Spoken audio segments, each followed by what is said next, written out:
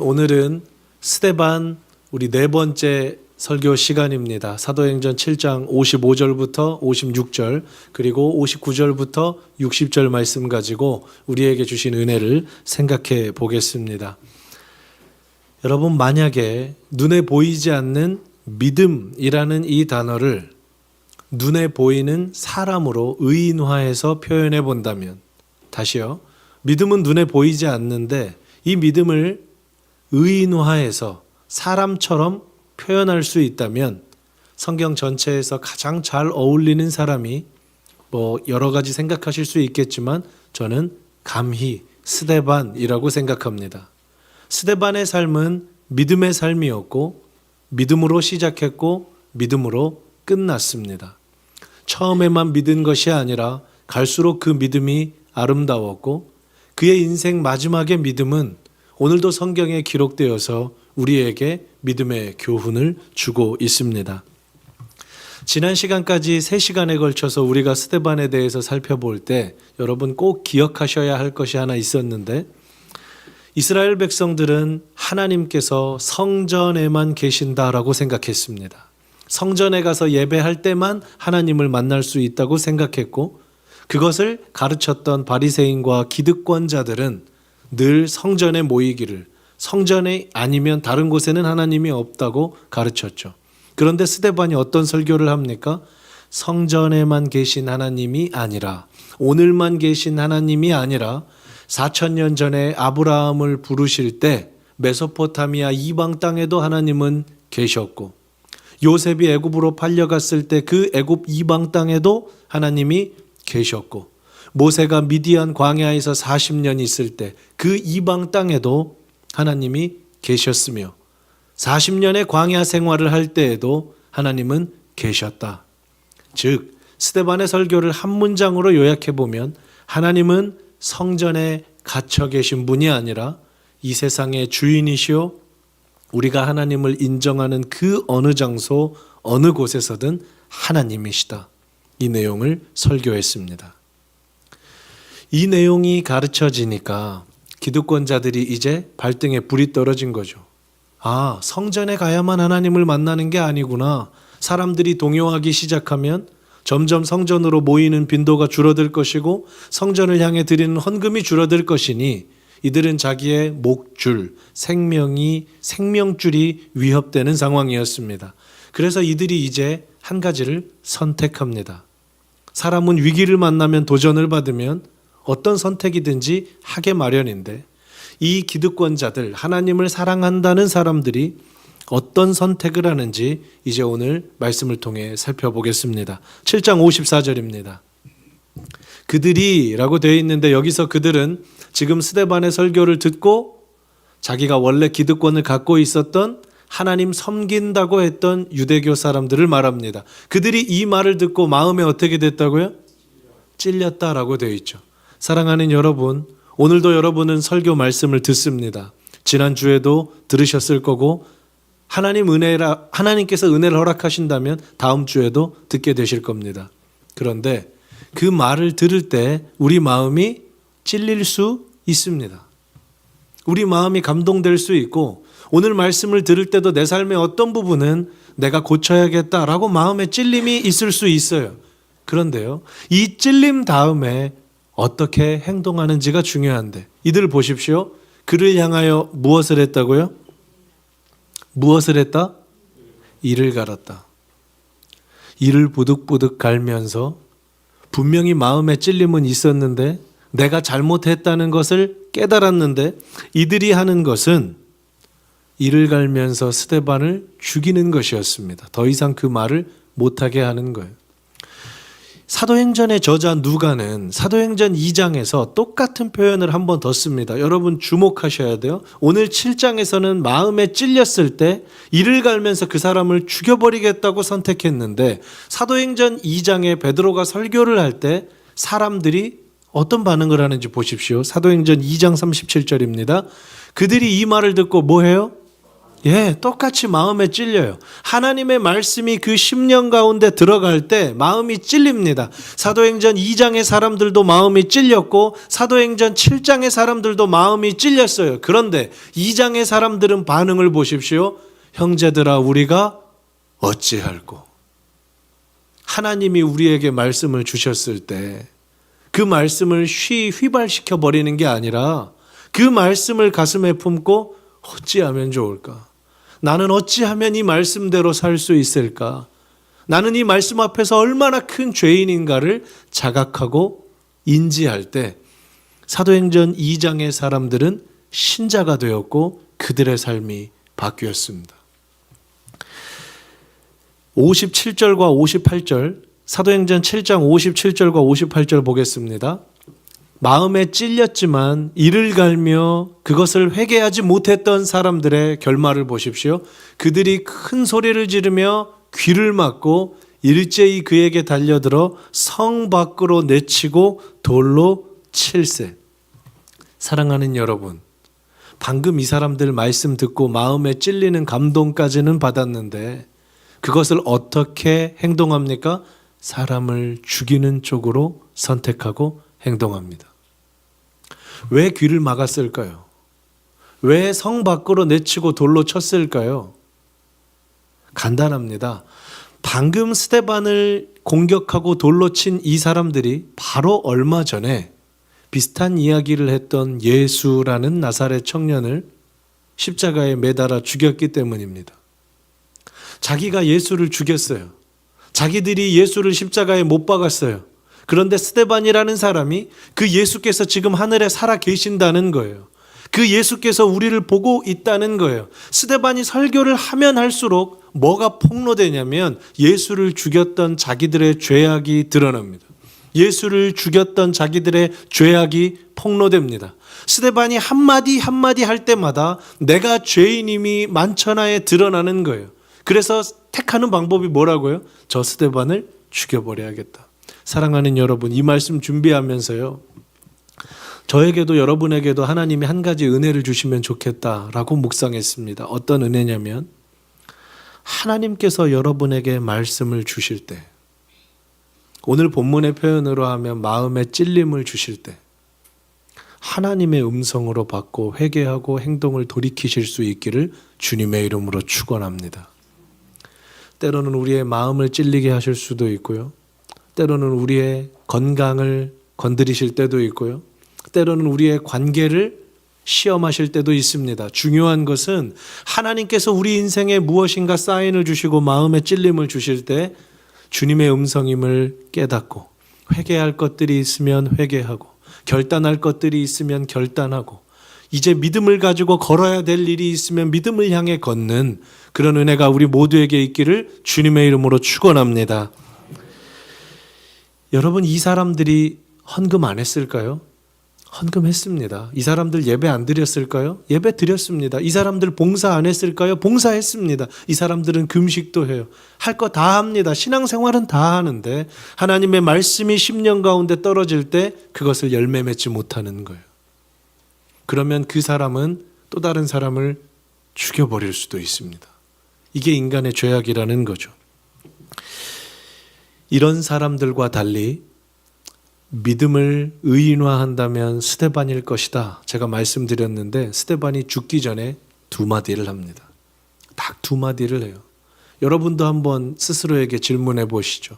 만약 하나님께서 여러분에게 은혜를 주셔서 죽기 전에 두 마디 남길 수 있다면 여러분은 어떤 말씀하시겠습니까? 스데반이 했던 두 마디. 첫 번째입니다.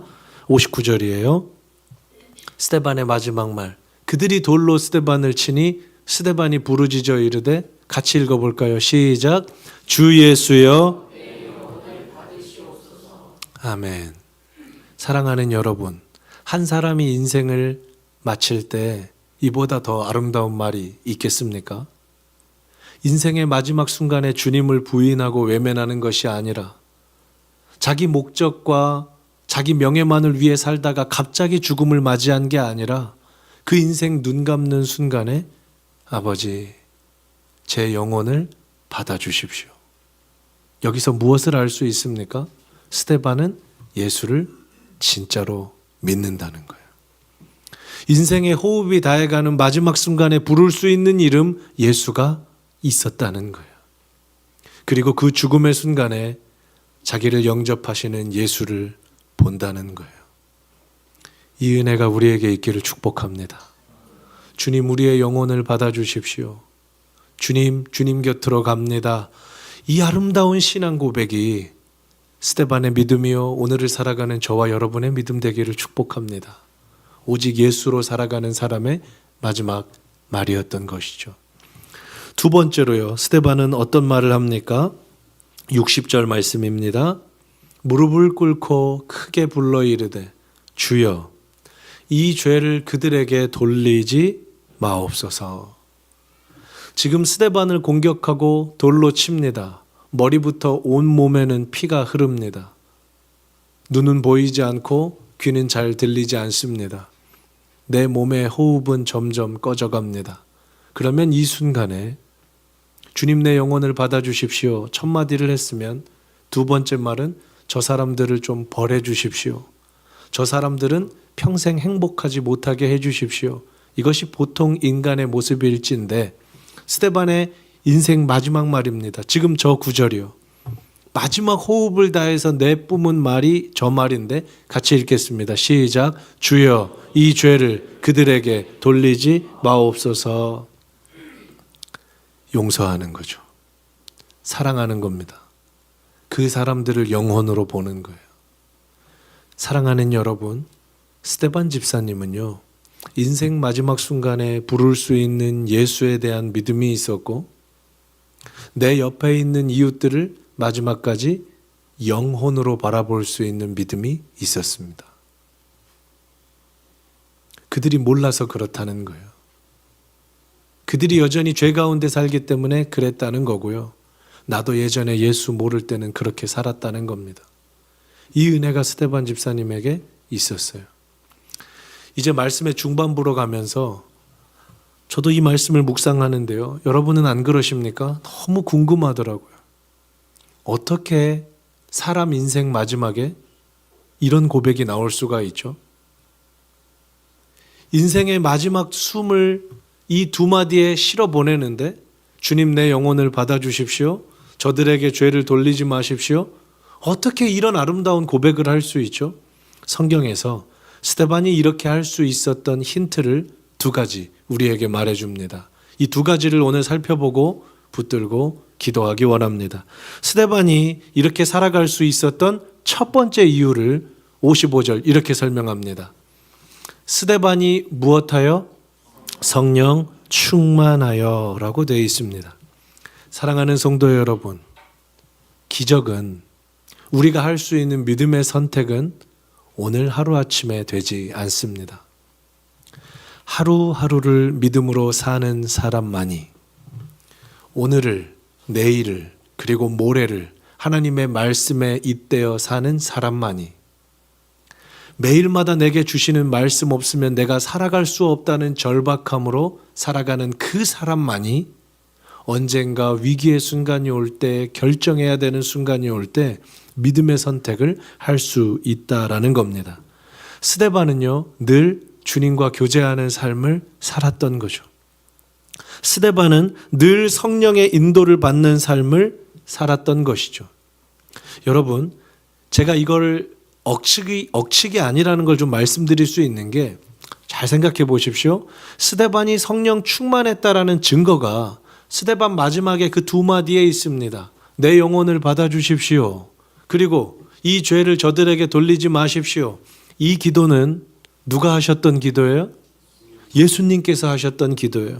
오늘 다 살펴보지 못하지만 내 영혼을 받아주십시오 라는 이 스데반의 기도는 누가복음 23장 46절에 예수님께서 마지막 십자가 위에서 하셨던 말씀입니다. 이 죄를 저들에게 돌리지 마십시오 라는 그 스데반의 기도는 누가복음 23장 34절에 예수님께서 십자가 위에서 하셨던 두 번째 기도예요. 무슨 말입니까?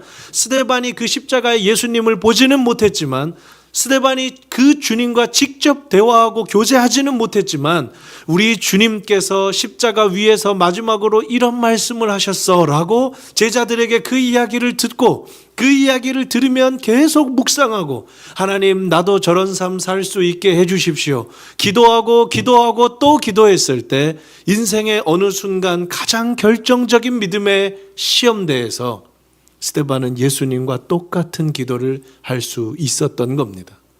스데반이 그 기도를 묵상하지 않았던들, 스데반이 그 기도를 한 번도 생각해 본지 않았던들, 어떻게 그 자리에서 그런 기도를 할 수 있겠습니까? 사랑하는 여러분, 오늘도 하나님께서 여러분에게 말씀하시고 여러분 매일의 삶마다 아무리 바빠도 주님의 말씀 가까이 하고 그 주님의 말씀 앞으로 한 걸음씩 나아가실 때 잊지 마십시오. 평안할 때가 아니라 인생의 가장 위급한 순간, 인생에서 가장 주님이 필요한 그 순간에 주님이 그 말씀을 떠오르게 하실 것이고 주님이 그 말씀으로 우리를 살아가게 하실 겁니다.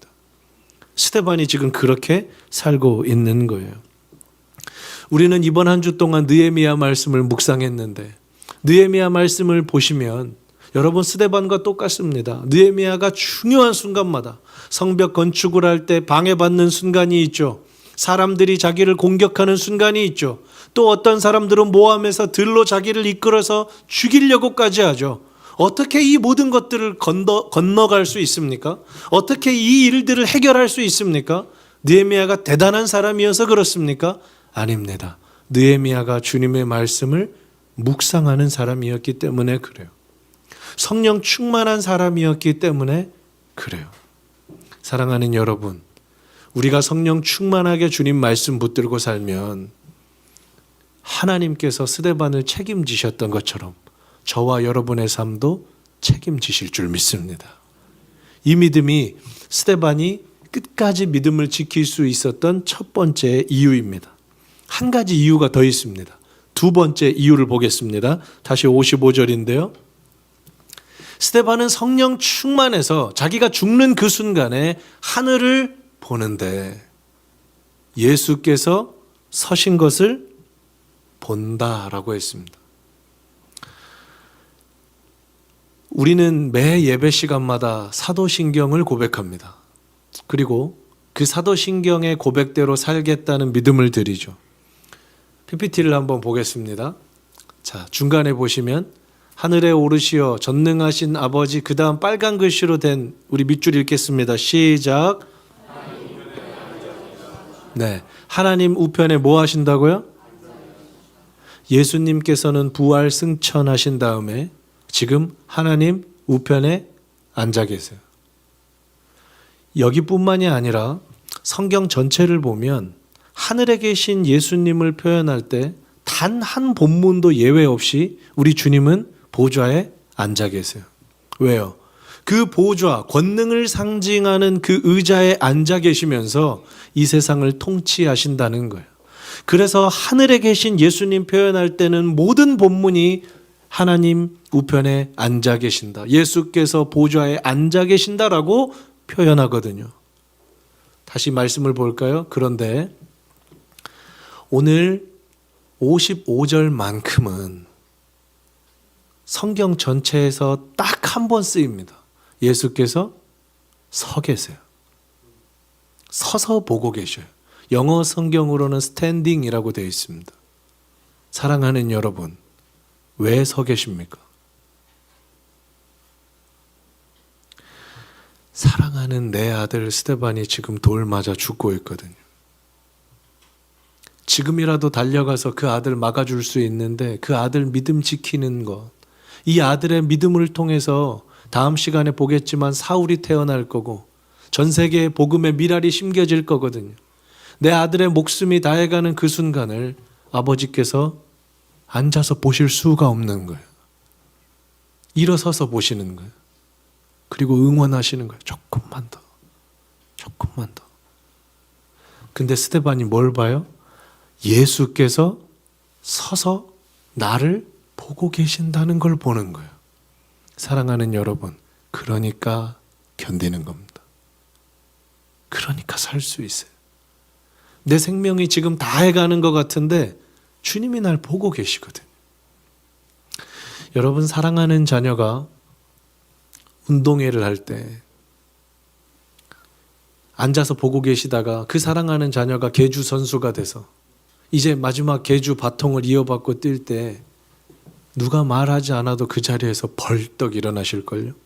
그리고 그 자녀 끝까지 지켜보고 계실걸요. 사람이 그 자리에서 일어난다는 것은, 사람이 그 자리에서 몸을 세운다는 것은 자기의 진심이에요. 자기의 마음이 담긴 거예요. 지금 예수께서는 정말 이 스데반을 보고 계시면서 응원하시는 겁니다. 영접하시는 거예요. 그리고 눈물을 흘리시는 거예요. 여러분 생각해 보십시오. 여러분의 자녀가 믿음 때문에 고통당할 때, 다시요. 여러분의 자녀가 인생을 살아가는데 자기가 잘못해서 고통당하는 거 말고요. 자녀가 믿음 때문에 이 세상에서 고통당할 때 그 모습을 지켜보는 자녀는, 그 모습을 지켜보는 부모는 얼마나 응원하겠습니까? 그런데 그 자녀가 믿음 지키다가 죽게 되었을 때, 그 자녀가 믿음 지키다가 이제 생명의 끝이 다다랐을 때, 그때는 어떤 마음이실까요? 주님이 지금 그 마음으로 보고 계신 거예요. 저는 이제 이 말씀을 준비하면서요, 이재철 목사님께서 쓰신 책에 한 선교사님 이야기가 있는데요, 이 스데반의 모습과 대비되면서 정말 많은 생각이 나서 우리 교우님들께 한번 읽어드리고 우리 찬양하고 기도하도록 하겠습니다. 아프리카 탄자니아와 잠비아에서 사역하셨던 조남설 선교사님이라는 분인데, 이분이 1년 동안 안식년을 한국에서 보내게 되신 거예요. 평생을 아프리카에서 사역을 하셨는데 1년 동안을 한국에서 안식년을 보내게 되시면서 이제 충분히 잘 쉬시고 돌아가셔서 그 아프리카에서 한국의 1년의 안식년의 삶을 회상하며 썼던 글입니다. 한번 들어보시죠. 지난 1년간 한국에서 안식년을 보내면서 주위 환경과 분위기에 동요되어 제 가치관이 그토록 흔들려 보기는 처음이었습니다. 안락한 환경과 조건 속에서 한국 기독교인들의 무뎌진 신앙과 관념적이고도 추상적인 믿음을 보면서 진정 구원받은 그리스도인답게 살기에는 이곳 아프리카가 오지가 아니라 대한민국이 오지 중에 오지라는 생각이 들었습니다. 말씀 묵상과 기도가 드라마에 밀려나고 육체의 건강은 지나칠 정도로 꼼꼼히 챙기면서도 영적으로는 초기 암 환자처럼 자각 증세조차 없고 정년퇴직 후 고작 20-30년에 불과할 노후 대책에는 놀랄 만큼 계산적이면서도 죽음 이후의 영혼의 대책에 대해서는 무관심한 그리스도인들이 어쩌면 그리도 많은지요. 그래서 이 세상에 땅 한 평, 집 한 채 없는 저희 부부는 오직 열린 하늘과 하나님만이 노후 대책인 이곳 아프리카가 고향인 것처럼 더없이 푸근하기만 합니다. 말씀을 정리하겠습니다. 사랑하는 성도 여러분, 여러분은 무엇을 보고 사십니까? 그 어떤 일이 우리 삶에 닥쳐도 지금 서서, 지금 하늘에서 벌떡 서셔서 나를 보고 계시는 그 예수님 바라보시면 우리 견딜 수 있습니다. 여러분, 무엇을 위해 사시렵니까? 그 어떤 일이 있어도 나를 위해 벌떡 서셔서 지금도 나를 보고 계시는 그 예수님 위에 살아간다면 저와 여러분의 한 번뿐인 삶은 가치 있는 삶이다 말할 수 있을 겁니다. 오늘 이 설교의 내용을 기억하시면서요, 우리 같이 찬양하고 기도하기 원합니다. 이 찬양의 가사를 한번 보겠습니다. 주님 다시 오실 때까지라는 찬양인데 어쩌면 스데반 집사님의 고백이 다 담겨 있다고 생각합니다. 제가 한번 읽어볼게요. 주님 다시 오실 때까지 나는 이 길을 가리라. 좁은 문, 좁은 길, 나의 십자가 지고 나의 가는 이 길 끝에서, 오늘 집사님이 그러셨던 것처럼 나는 주님을 보리라.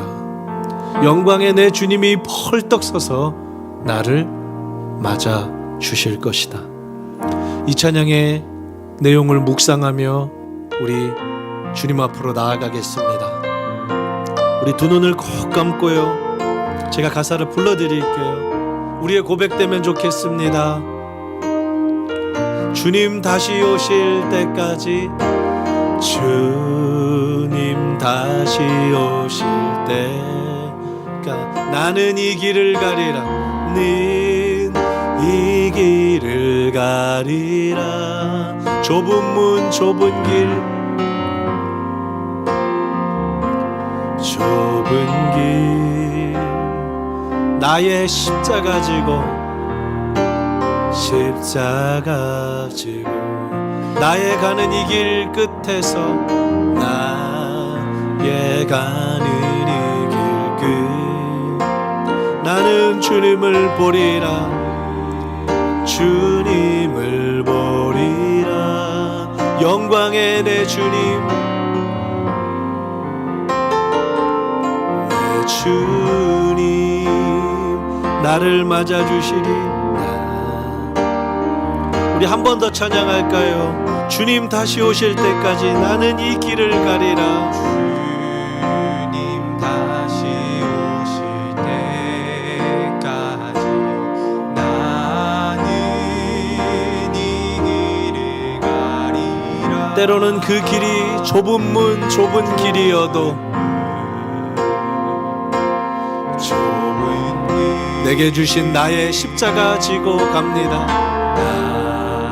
나의 십자가 지고, 그 사람의 고백입니다. 나의 가는 이 길 끝에서, 나의 가는 이 길 끝, 벌떡 서서 계신 주님을 나는 보리라. 나는 주님을 보리라. 영광의 내 주님, 영광의 내 주님 나를 맞아주시리. 나를 맞아주시리. 주님 다시 오실 때까지, 주님 다시 오실 때까지 나는 일어나 달려가리라. 나는 일어나 달려가리라. 주의 영광 온 땅 덮을 때, 온 땅 덮을 때 나는 일어나 노래하리. 나는 일어나 노래하리. 내 사모하는, 내 사모하는 주님, 온 세상 구주시라. 내 사모하는 주님, 영광의 왕이시라. 주님 다시 오실 때까지, 주님 다시 오실 때까지 나는 일어나 달려가리라. 나는 일어나 달려가리라. 주의 영광 온 땅 덮을 때 나는 일어나 주님께 노래하리. 나는 일어나 노래. 여러분 한번 두 손을 다 들어볼까요? 내 사모하는 주님, 내 사모하는 주님, 온 세상 구주시라. 세상 구주시라. 내 사모하는, 내 사모하는 주님, 영광의 왕이시라. 영광의 왕이시라. 우리 한번 그 손 그대로 들고요, 하나님께 기도하기를 원하는데, 사랑하는 여러분, 혹시 인생의 끝자락에 다다르신 것 같습니까? 인생의 벽을 만나셨습니까?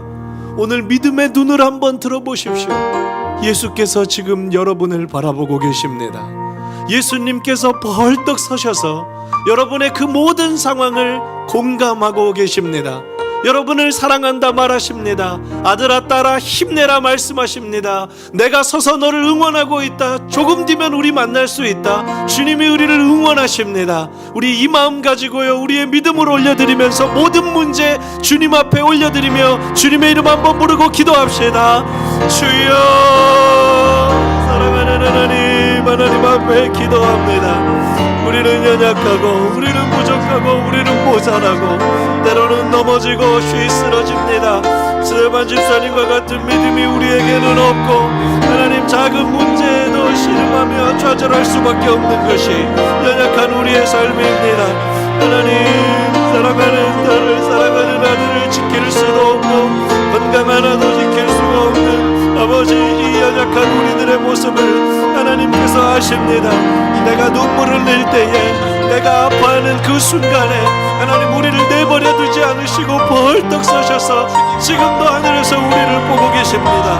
그 보좌 위에서 일어나셔서 우리의 상황과 형편을 아시는 하나님, 우리를 불쌍히 여기시고 이번 한 주 동안 우리만 이 자리에 두지 마시고, 내가 병원에 갈 때, 내가 또 치료를 받을 때, 내가 사람을 만날 때, 사업의 현장에 있을 때, 인생에서 언제든 주님이 필요할 때 주님을 보게 하여 주십시오. 그리고 이제는 나의 유익과 만족만을 위해 주님을 사용하는 것이 아니라 스데반 집사님과 같이 내게 순회가 끼쳐질지라도 주님을 향해 한 걸음을 내디딜 수 있는 믿음을 허락하여 주십시오. 주님, 연약한 우리를 붙드십시오. 연약한 우리에게 힘을 주십시오. 지금도 하늘 보좌에서 나를 바라보고 계시는 그 주님 때문에 소망을 품게 해주십시오. 하나님, 이 길 끝에서 주님을 보기 원합니다. 이 길 끝에서 주님을 만나기 원합니다. 하나님, 죄의 질병 때문에 아픈데, 사랑하는 하나님, 우리가 살아가다 보면 우리 주님이 필요한 순간이 얼마나 많은지 모릅니다.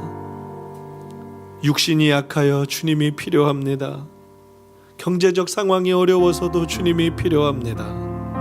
우리 가정의 문제도 주님만 해결하실 수 있습니다. 자녀들의 믿음을 볼 때 눈물이 날 때가 있습니다. 이것도 주님 아니면 해결책이 없습니다. 막혀있던 사업을 열어주시는 것도 주님 아니면 안 됩니다. 주님, 이 시간 우리를 보고 계신 줄 믿습니다. 우리의 모든 상황과 아픔을 공감하고 계시는 줄 믿습니다. 이번 한 주 전심으로 기도하며 나아갈 때에 막혔던 문제가 풀리게 하시고 육신이 강건해지게 하시며 우리 삶의 모든 문제들이 예수 이름으로 해결받는 은혜를 주옵소서.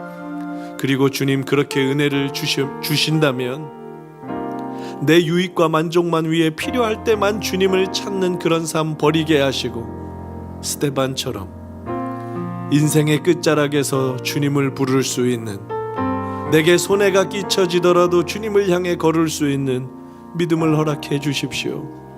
하늘 보좌에서 벌떡 일어서셔서 오늘도 나를 바라보고 계시는 주 예수 그리스도의 이름으로 기도합니다. 아멘.